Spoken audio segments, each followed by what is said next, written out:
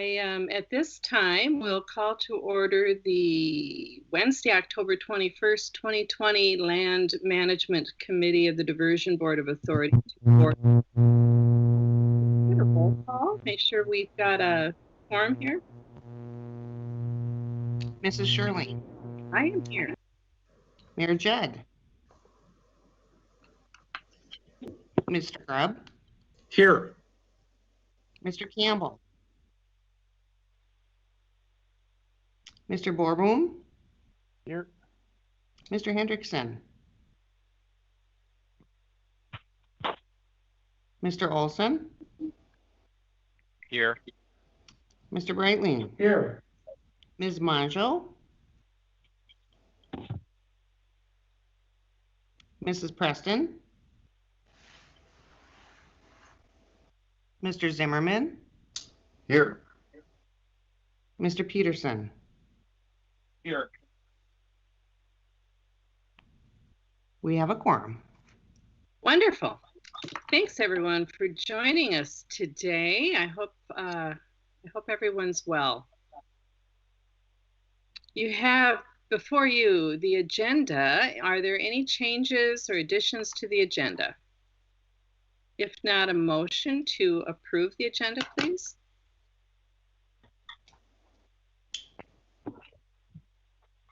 So Olson moves. I'll second. This is Zimmerman. Thank you, Roger, and then Bob. And then on to the minutes of September 30th. Are there any additions, corrections, changes to the minutes? Or a motion to approve the minutes?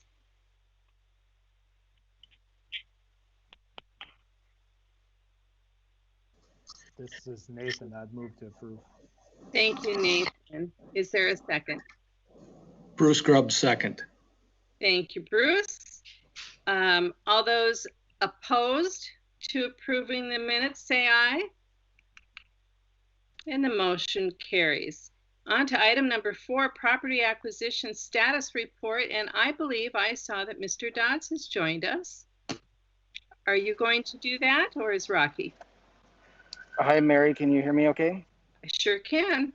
Welcome. Okay. Well, yeah, thank you. Sorry, I'm just getting off of an airplane, but I think I can cover most of this. Dean and Rocky are on as well, and they can maybe help fill in some details. Anyway, in your packet is the usual monthly land status report. I think most of you are all familiar with that. As usual, I'll just point out a few items for your awareness. On page 6 of the report is the overall status map. I always like to point out the number of parcels we've acquired to date. We're up to 414. So that if you recall last month, I think we were just over 400. So we continue to add 5 to 10 parcels each month. You'll also notice that we have filed last resort eminent domain actions on 12 properties as of the date of this report. And so unfortunately, we've had to resort to that as part of the process. I would also just point out the purple shaded boxes on that map are purchase agreements that are signed. At the time of this map, we do have 10 purchase agreements that have been signed. So again, kind of a demonstration of progress being made. And then the last thing maybe I would point out is we do have a number of appraisals that are pending. It's been a while since we've had appraisals being produced, but with the Drain 27 wetland project and with the Red River control structure, we do have a few appraisals that are pending, and we're expecting to see those back later this year.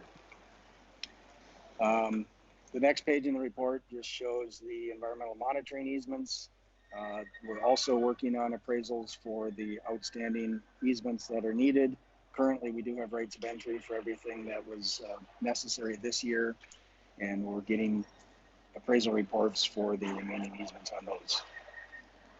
The rest of the report shows, drills into each area and shows individual statuses. I guess happy to take any questions or go through those in more detail if people would like. Thank you, Eric. I have one question. Now, there's been several properties that have come before the Cass County Commission for the quick take eminent domain process. What's the time frame after they leave Cass County? How long So, before there's any sort yeah, of decision? Sure. Thanks for the question. Chris McShane may be on, and he may be able to help provide some more context as well. Generally speaking, after the county grants authorization for the joint board to file a quick take action, there's a little bit of processing time that Onsted Twitchell needs. They can process those relatively quickly if need be, but generally it's probably a week or two. Then they file a deposit with the court. The deposit is in the amount of the last written offer. And once the court has that deposit, they have a court system or a court number assigned to each acquisition. And then it really sort of goes into a process where there will be discovery, there'll be a scheduling hearing. I think Chris can probably chime in and talk more details about that. My sense is it could be months before any, real court process takes shape. And of course, we're continuing to try to negotiate during that time frame, if we can try to reach a settlement. Now, Chris, or if you're on, maybe you want to add a few more details. Yeah, thank you, Eric, and a good question, Commissioner Sherling. The process after the county is involved is that allows Cass County Joint to move forward with the eminent domain of last resort, and part of that is to reach out to any attorneys that are representing landowners, and that's where we're at with several of these, where we want to try to figure out the logistics, and if there's things that we can do to simplify it, we want to do that ahead of time.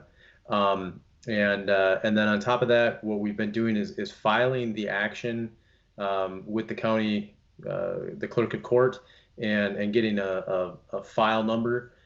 We have been then trying to serve the complaint in the action, so that the landowners have that before they get any communications from the clerk of court. Once we get service, then the clerk of court, then we deposit with the clerk of court, and the clerk of court will then send a notice of deposit out to the landowner. As Eric said, if necessary, we can speed that process up, and skip the communication with opposing counsel, and instead just go right to a lawsuit and a deposit. We could also skip the process of trying to serve first and then deposit second, and instead we could deposit immediately after filing our action and getting a court file date.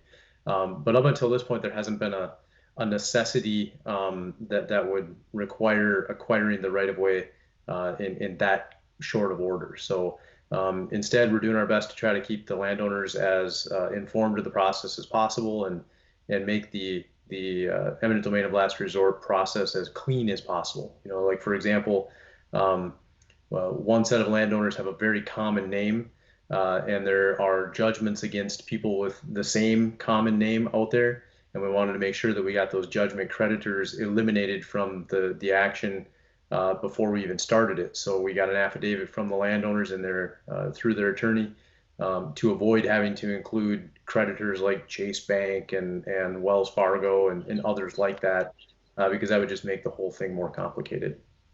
But then with respect to once the action is started and is moving forward, it's treated just as the same as any kind of a regular civil action, and the courts in North Dakota and in Minnesota for that matter have been quite delayed and pushed back because of the COVID situation and all of the trials that were scheduled and have been pushed back and continued. So before we get an actual trial decision from a jury, it's going to be quite some time. And part of that is due to the court system. Part of that is due to the landowners need an opportunity to get an appraisal that they can use in the court system. And all of that takes some time. Any further questions, Commissioner Shirley? No, thank you. That certainly explains it. Does anybody else have any questions for either Chris or just in general for the land acquisitions? All right, then. Thank you. Eric, did you have anything else? No, nothing else on that report. All right. Thank you very much. Then we will move on to item number 5, a recommendation to sell some property. And Eric, you want to take that? Yeah, I'll introduce this. Dean and Steve Link with Pfeiffer's are on with us as well, I believe, and they might be able to help answer some questions if there are any. As you see in your packet, there's a cover letter basically recommending that we sell some property, and then there's a map attached to that letter that outlines the property we're referencing. Several years ago, we started negotiations on a large horse barn facility and adjacent residence and some other outbuildings in northern Richland County. We were able to purchase that property. There was, at the time, up until recently, there's been quite a bit of uncertainty on exactly where the impacts from the project are.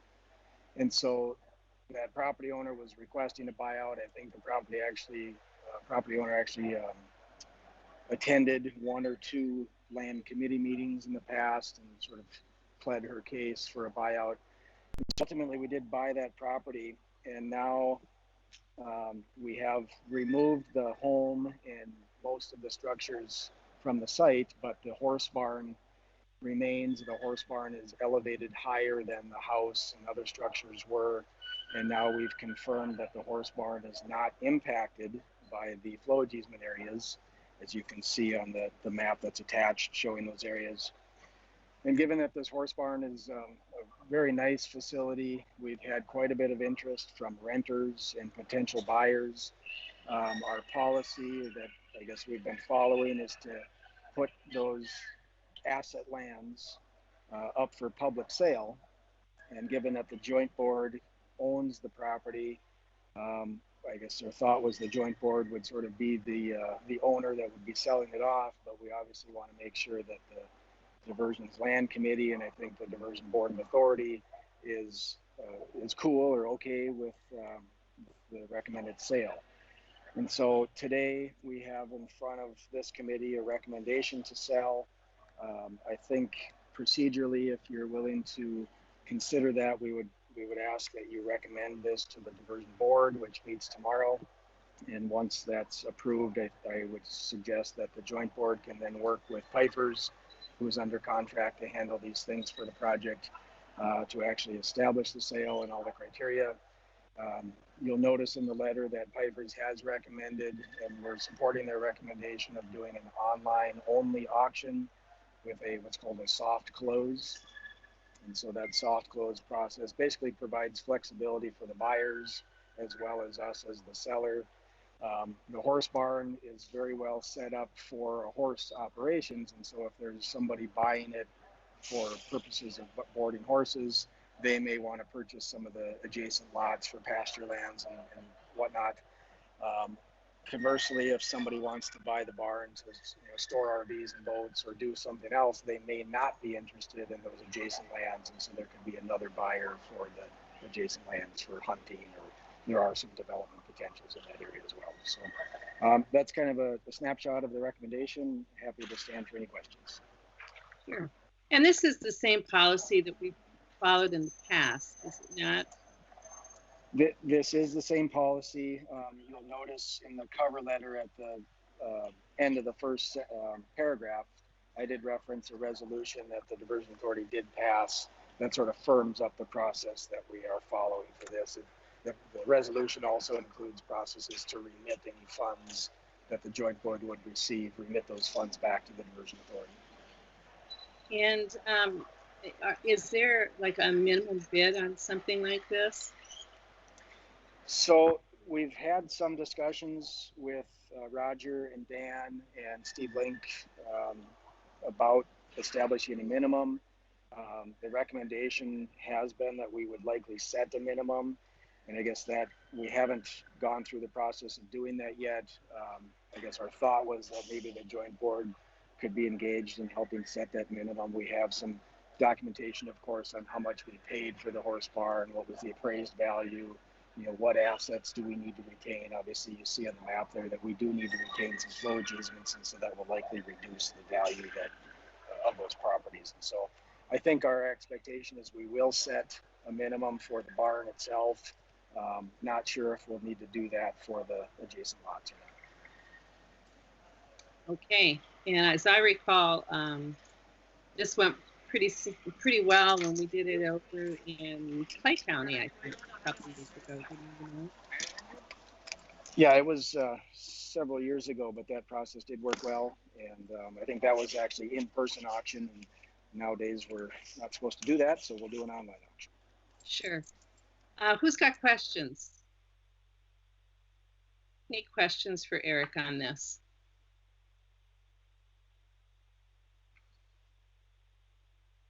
Well, if not, I would certainly entertain a motion to recommend to the DA board that we proceed with this recommendation. If someone would make that motion, or any motion you'd like to make. Brightling, so move. That's Commissioner Brightling. Is there a second? Olson seconds. Thank you, Roger. And any further discussion? Any further discussion? All those opposed say aye. And the motion carries. Okay, thank you very much. Let's go on to item number 6, the post-Clomar outreach to upstream property owners. Rocky, can you cover that for me? Absolutely. Hi, everybody. This is Rocky Schneider. Hey, Rocky. Exciting. We got our FEMA Clomer approved in early September, as I think was updated last month. And what that allowed us to do was send out a decent sized mailing to every property owner that has impacted lands. Just a reminder, the Clomer is a conditional letter of map revision that FEMA gives. It's really their review of the model that we use for impacts and also for the benefited area.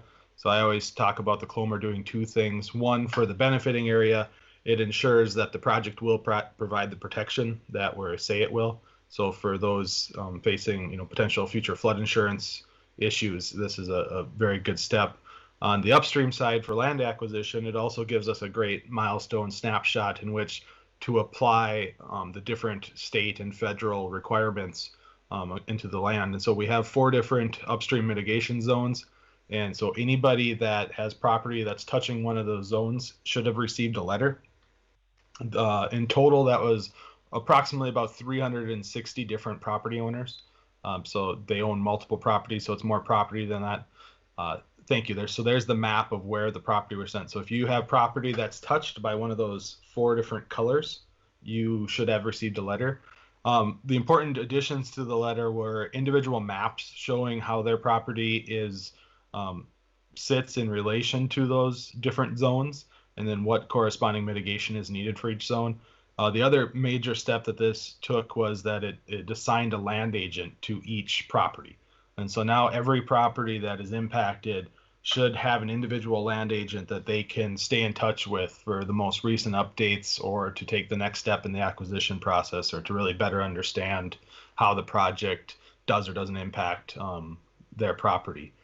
In addition to the letter to actual property owners, I think about 14 letters went out to local government units, as we call them. So that's every township and city, every political subdivision in that area.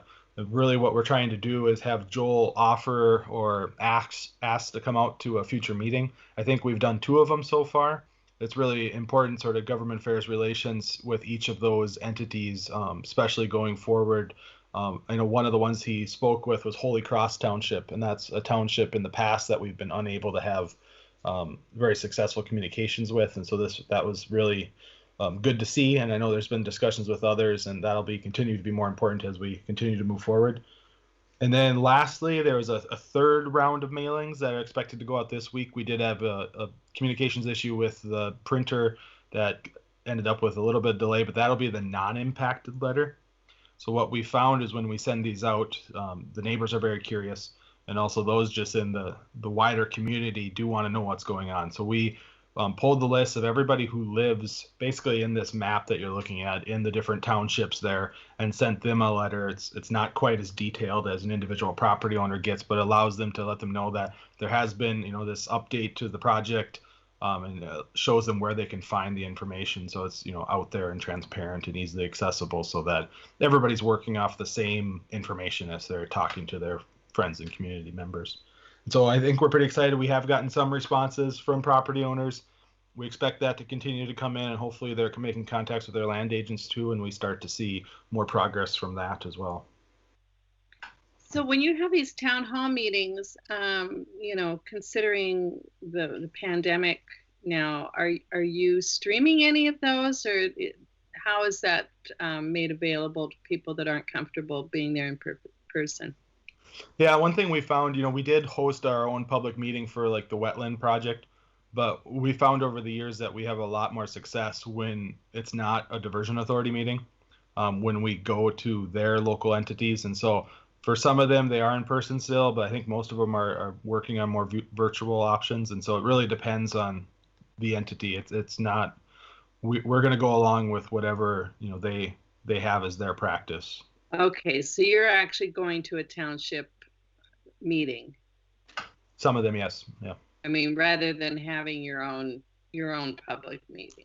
Yes, we're not having our own meetings. Yep, they're not diversion hosted meetings. I see. Okay, great. Anyone else have any questions?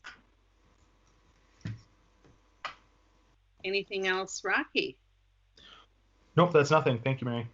All right. Well, thank you. I think this is great. I know that there was a lot of uncertainty for those people, so I'm sure it at least helps them to have some information they can start to make plans with. Let's look at item number 7, the flowage easement study update. Hi, Mary. Eric here again. As you know, we've been trying to get ready to do the phase 2 flowage easement study for quite some time, and been working real closely with Crown Appraisals to get ready to do that work. Just had a good meeting with them yesterday, and working on gathering all the data. There's approximately 700 parcels in the upstream area that will need a flowage easement attached to it or value defined. And so that's a pretty big effort, working to get all the detailed information for Crown to supply that information so they can get going on their study. I do look forward, hopefully next month, to have a task order to get Crown going on that effort. So just wanted to provide the committee that brief update.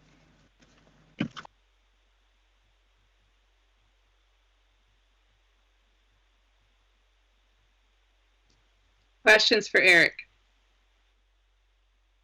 And Eric, how long do we anticipate that this phase is going to take? We've had those questions for Crown as well, and I guess I've suggested that it's probably going to be about a year, and their response to that was that's probably a good ballpark for what we know today. And is it, I assume it's kind of, maybe I'm wrong, that you'd start at one end and work your way along. I mean, kind of like we've done with the property that we have to acquire. So you wouldn't, in other words, all of a sudden have them all done. That you'd be doing some as some would be at the front end and some would be at the end. So yeah, yesterday when we talked with Crown, we had that exact discussion about how should we expect to deliver these appraised values. There's a lot of parcels along the southern embankment where we need both fee title and for the footprint and a flowage easement. And so there's some debate about how we, if we can try to prioritize those, for example. However, the design work for the southern embankment is not done yet. We're waiting for the Corps to progress through the design in phases. So at this point, I guess I would anticipate that we'll likely get big batches of these flowage easement appraisals. And I think from a property owner standpoint, that might be okay if we sort of present the the values that have been determined, and there's obviously going to be some science behind how those get presented. And obviously appraisal art as well, but I could see where presenting them all sort of in one group could be really effective for the property owners. Very good. Questions or comments for Eric on this? Such a quiet group. Okay, then we have the committee update for the board meeting tomorrow. Did you want to go through that, Eric? You've got that in front of you. Yeah, I think it generally shows kind of a quick snapshot of the progress that's been made. And in the past few months, I think this has been something we've tried to prepare so that this could be a sort of a report out from the committee to the board. Does everybody, does anyone have anything they feel like we should be adding to this? I think it looks very concise, and I appreciate having this for tomorrow's meeting. Okay, then, what about the joint boards update? Roger, or whoever's giving that these days?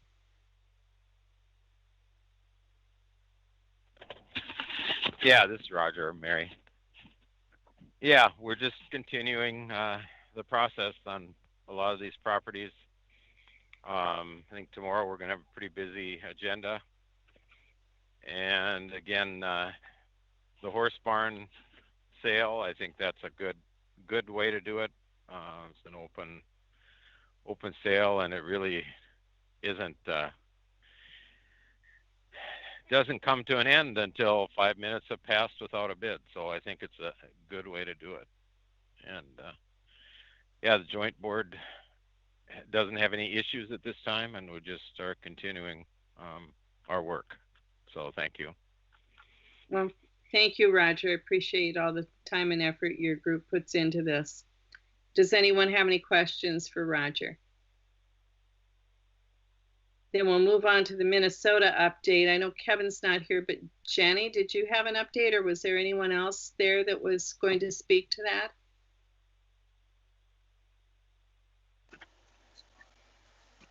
Mary, this is Eric. I would just say that the MIC board has not met or is not meeting this month. We are working on a couple appraisals for properties impacted by the Red River control structure. Otherwise, there hasn't been too much activity from the MIC board yet, but there will be eventually. Okay, great. Okay. Well, we've covered an awful lot of information so far, and you all seem pretty quiet, but if anybody's got anything, just please jump in and ask a question. Item number 11 is actually the fun one. We've got MetroCog's update with the recreation plan, and boy, could we ever use a recreation plan like that right now during this pandemic. Would be, I think it would be wonderful to have this put together.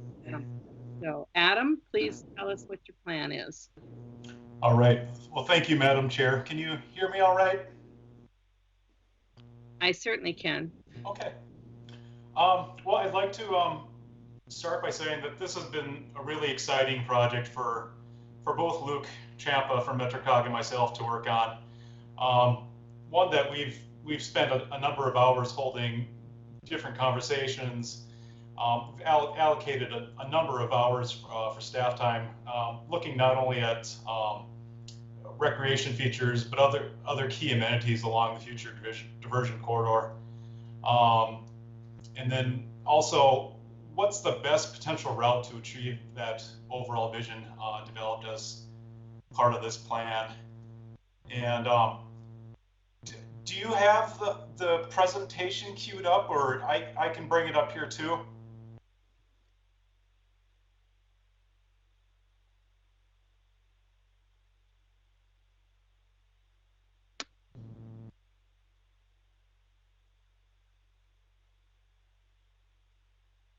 This works, yeah. So if you want to scroll down here a little bit, with the opportunity to create a 30-mile plus greenway, several key points we just want to highlight here is that it would host a wide variety of seasonal recreation trails that could be utilized both in summer and winter time. We also see the greenway as a way to reinforce the natural landscape and promote wildlife habitats, but also a way to generate economic benefits and really kind of enhancing the brand of the FM area as a whole. If you want to scroll down a little bit more, throughout the course of this plan, in addition to the study review committee meetings that we held dozens of meetings with multiple jurisdictions, organizations, and other stakeholders. And this slide is just meant to highlight some of those potential stakeholders that we did reach out to as part of this plan. Scroll down a little bit more. We've touched on this slide in the past, but the first round of public engagement that we held last year, last summer and fall, including presentations, not only to the jurisdictions that were represented as part of our study review committee, Fargo, West Fargo, Horace, Cass County, but we also did outreach to Moorhead and Clay County, as well as communities like Harwood and Argusville, to make them aware of what we were working on. We also held a number of focus groups, discussions with recreation clubs, economic development representatives, and environmental and educational organizations to get a better sense of some of the needs and desires of these different groups, as well as the community. And then at the bottom there, we did several pop-up booths in Fargo, West Fargo, and Horace, as well as a public open house at the Rusted Recreation Center in West Fargo. And with all this public engagement, we reached out to nearly 400 people during this first round. During the second round, which we held this summer, this included a virtual public engagement meeting in mid-June, and then we developed an online survey to get some further feedback on the draft plan. And through both of these events, we reached out to approximately an additional 150 people.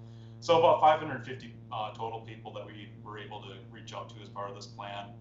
The next two slides just highlight some of the typical sections that were developed. The first is along the channel itself, and then scrolling down here is what a potential trail would look like along the southern embankment. Scroll down a little bit more.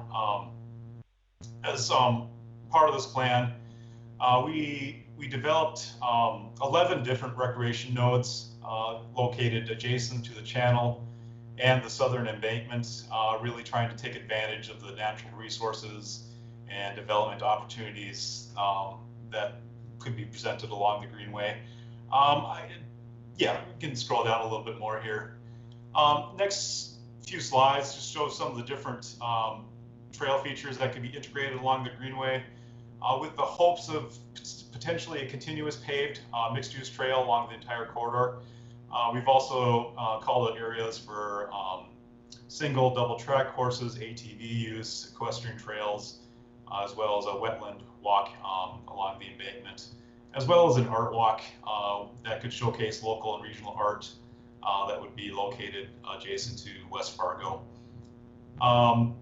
The next slide, very briefly, we made sure to analyze not only how the different trails would be integrated along the diversion corridor itself, but how they would fit with proposed transportation improvements and the roadways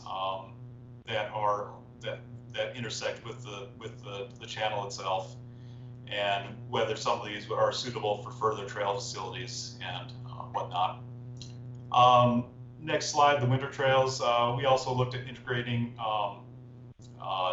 snowmobile trails with existing, new snowmobile trails with existing snowmobile trails in the area, as well as areas for snowshoeing and cross-country skiing.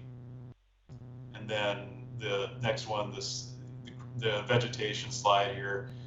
just working closely with our project partners to develop native planting palettes, showing open prairies with varying canopy cover to support those recreation uses, as well as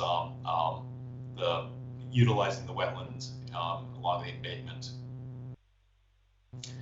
So we spent a bit of time looking at the tangible benefits. Were these recreation nodes and trails to be implemented?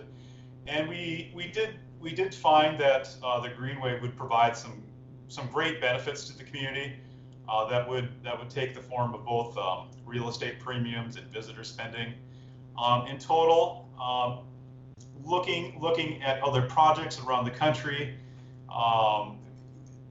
it's anticipated that the development of the Greenway would bring in somewhere between $230 and $239 million over a 20-year period. Part of that would come from increased property values, but the other half would really come from that visitor spending. So estimating about 119 million just from visitors coming to the Greenway and experiencing that. Other benefits of the Greenway that we looked at. The first is if you want to scroll down a little bit here. The first is really that it would really support public health. We found that people who live near open trail systems tend to be healthier and suffer less from chronic diseases such as obesity or diabetes. Also, we found that this would be a great tool to attract additional employment to the region. And it's been shown that it's a factor from employers when they're selecting locations, that proximity to parks and open space. And then finally, that this would be a good tool to attract workforce talent, as well as students to the area. These next slides talk about implementation and the steps needed to make the vision that's outlined in this plan a reality. One of the first important steps that we realized in implementation is the formation of some sort of governance structure,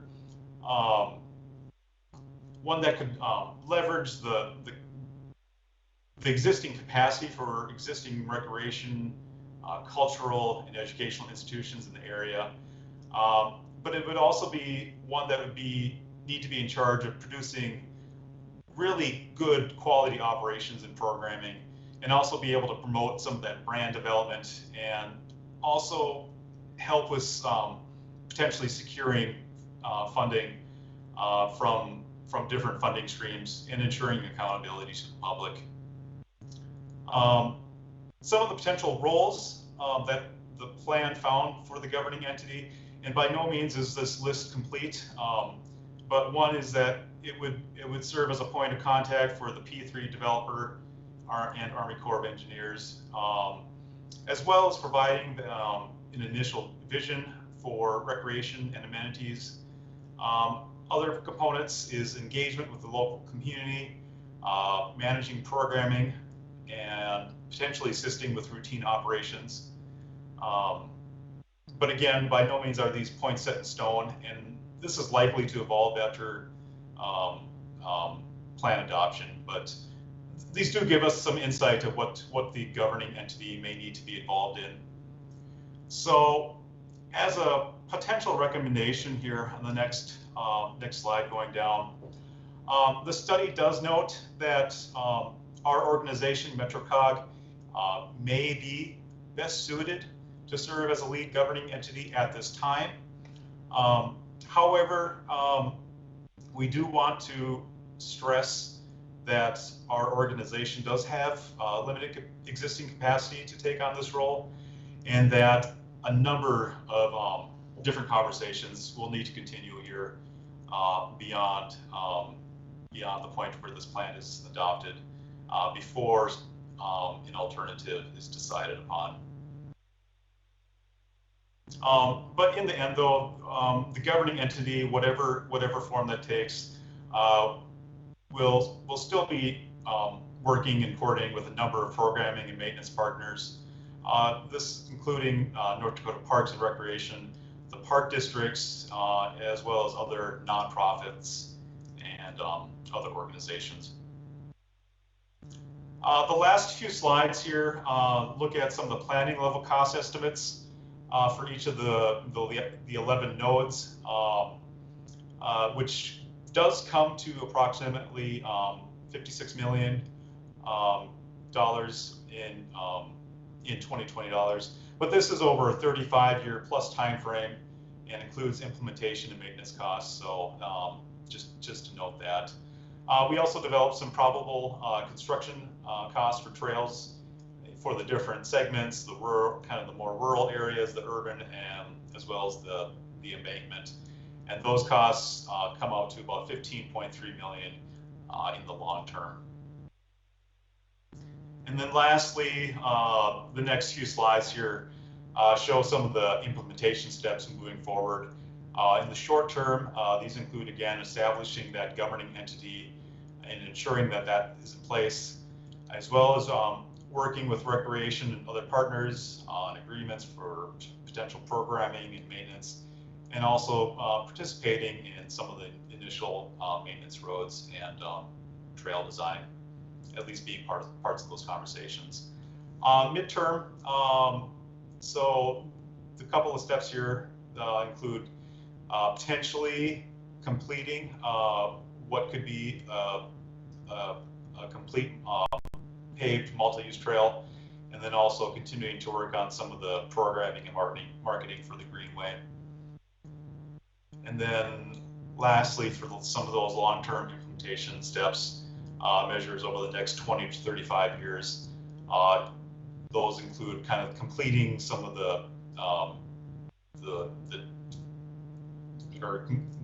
completing creation of some of those future developments and continuing to work with programming, operations, and maintenance. So before I conclude, there's two things I'd like to note. First is we are aware that there have been some conversations, the thought of North Dakota Parks and Recreation perhaps taking on a larger role than what was maybe identified in this plan. We have spoken to them, and we do have a meeting with them here in about a week and a half, just to touch base with them to see if any of their positions have changed. So we're looking forward to have a conversation with them to see if there's been any additional conversations about their role here in the future Greenway. And I'd also like to note that we did make some minor adjustments to some of the text of the plan here based on the recommendations of MetroCog's policy board, and those recommendations were integrated into a final plan here last week, but that it's not currently on our website. But just wanted to let you know that those make you aware of those changes and let you know that those have been made. But with that, if you have any questions or comments, be happy to take them at this time. Thanks, Adam. That's really, really intriguing. Who's got questions? A lot of information here.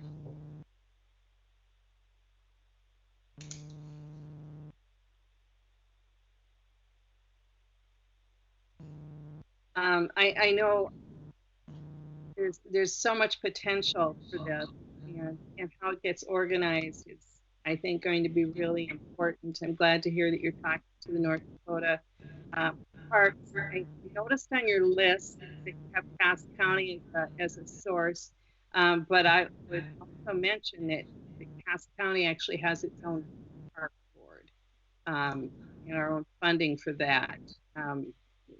Commissioner Breitling and all the Cass County commissioners are on that park board, as are some other private citizens. And that entity operates the Brewer Lake campground.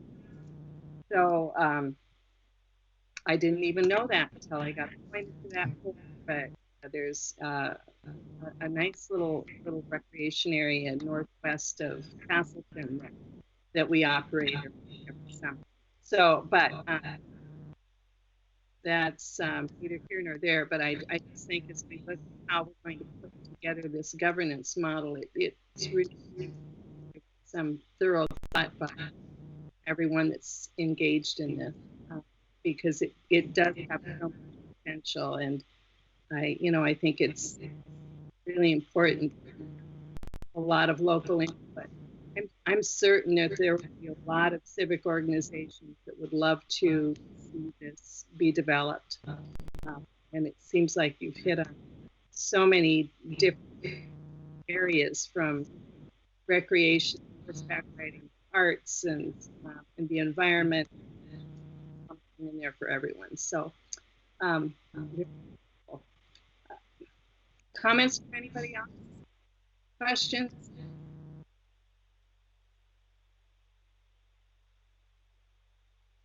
Okay. Well, thank you. We look forward to more updates. I know this is going to be, we got to get flood protection taken care of first, but this is a nice thing to be able to look forward to as well.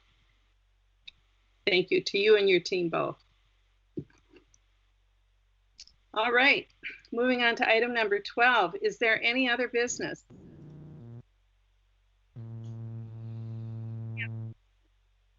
Okay, our next meeting is November 18th. I believe it's planned to be virtual again, and I just hope and pray everybody stays safe there, and we will see you next month. With that, we are adjourned.